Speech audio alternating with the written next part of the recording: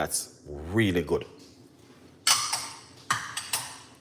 Then the next bit, what you're gonna do now, and this is my secret bit of the pineapple peel tea at home, is this one. All right,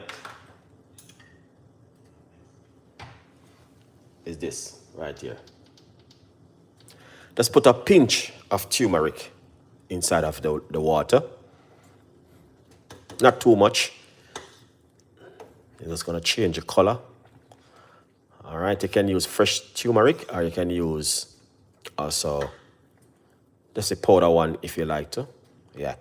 Now, you don't have to use turmeric. You can also use cinnamon stick or cinnamon powder in it if you like to. All right. So this is what I'm talking about right here. Something different and something amazing. All right. Yeah. Look at that. That is fantastic and amazing. So the other rest of ingredients